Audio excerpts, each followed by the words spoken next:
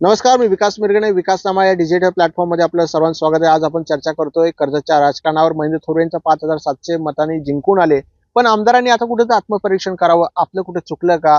आपण इतकी माणसं घेऊन किचन कॅबिनेट असेल, खूप मोठे नेते घेतले, मग त्याच्यावर अनेकांनी आरोप केले, अर्थकारणावर पक्षप्रवेश झाले, मक्तेदारी काही लोकांना धमकी देऊन पक्षप्रवेश करण्यात आले. अशा प्रकारे मग हा विजय खूप मोठा होता ना. मग हा जर विजय होता, अनेकांच्या लाठी 15-20 हजार भाजपच्या लाठीमध्ये, अर्थात महायुतीच्या लाठीमध्ये अनेक लोक निवडून आले, 15-15-20 हजार. महेंद्र थोरवेंचा विजय फक्त 5,700, म्हणजेच कर्जतकरांनी महेंद्र थोरवेंना नाकारलं का? याचं आत्मपरीक्षण आमदाराने त्यांच्या किचन कॅबिनेट किंवा थोरवे किचन कॅबिनेटने केला गेला पाहिजे. मूळ मुद्दा असा आहे की आमदार इतका विकास करतायत, 2,000 कोटी म्हणताय, 1,700 म्हणताय, 1,500, जे काही त्यांच्या भाषेत म्हणत असतील ते. मग इतका पराभव कसा झाला? म्हणजे जिंकून आलेत, पण 5,700 मतांनी जिंकून आलेले आहेत, याचा ऑडिट झालं गेलं पाहिजे. कुणी काम केलं नाही का? ग्रामीण जनतेने तर महेंद्र थोरवे नाकारलेलं दिसून येत आहे. शहरी भागामध्ये कुठेतरी त्यांचा प्रभाव फक्त दिसून आलेला आहे. शहरीकरामध्ये एक मुद्दा घेऊन बटेंगे कटेंगे असं जे काय भाजपने जे काय बोललं, लाडकी बहीण योजना असेल, त्याच्यामध्ये कुठेतरी त्यांना फायदा झाला असेल. मूळ मुद्दा असं की आत्मपरीक्षण महेंद्र थोरवेंनी करावं, त्यांचा स्वभाव बदलावा. जे काही सध्या ते करत असतात, धमक्या देतात कार्यकर्त्यांना, असं ते राष्ट्रवादी काँग्रेस नेते बोलत असतात, आमच्या कार्यकर्त्यांना धमकी दिली. आता महेंद्र थोरवेंनी विकासाचे मुद्दे घेतले किंवा घेऊन त्यांनी स्वतःला एक प्रतिमा आता बदलावी. दिलदार, दिलखुलास आणि व्यापक राजकारणी म्हणून महेंद्र थोरवेंनी आता जाणं आवश्यक आहे. 5 वर्षामध्ये ते खूप काही शिकले.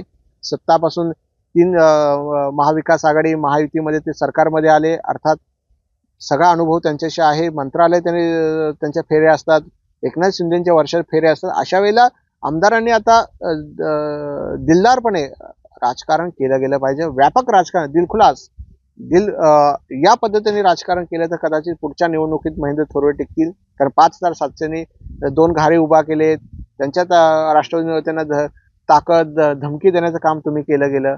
अशा अनुषंगाने महेंद्र थोरवे जिंकत गेलेले आहेत. त्यामुळे त्याचा ऑडिट तुम्ही झालं गेलं पाहिजे. आपल्याला कर्जतकरांनी का नाकारलं? आपण कुठे चुकलो का? विकास खूप मोठा झाला का? हेच मुद्दे या निवडणुकीमध्ये गाजले. मग आमदारांचा विजय साधारण 10-15 हजारांनी मताधिक्याने येणं अपेक्षित होतं. जरी 3 उमेदवार असले तरी ज्या पद्धतीने तुम्ही विकास केला असं तुम्ही म्हणताय, तर तो विजय होणं आवश्यक होता. जरी पण तसं काय होताना दिसून येईल. 5,700 आसपास ज्या मताधिकाने ते निवडून आलेले, जिंकून आलेले आहेत.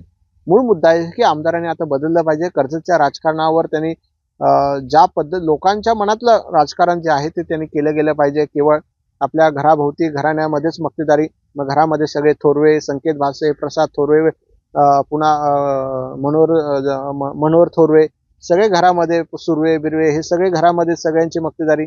जी लाडांची मक्तेदारी होती ती आता तुमच्या घरामध्ये मक्तेदारी आहेत.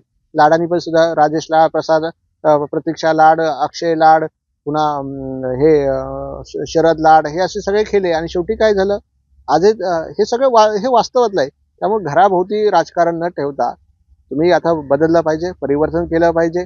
तुम्ही आता दिलखुलास व्यापक कर्जाचं राजकारण केलं गेलं पाहिजे. त्यामुळे आत्मपरीक्षण आमदार साहेब करा. तुम्ही तरुण आहात, जोश आहात, उत्साह आहात. धन्यवाद.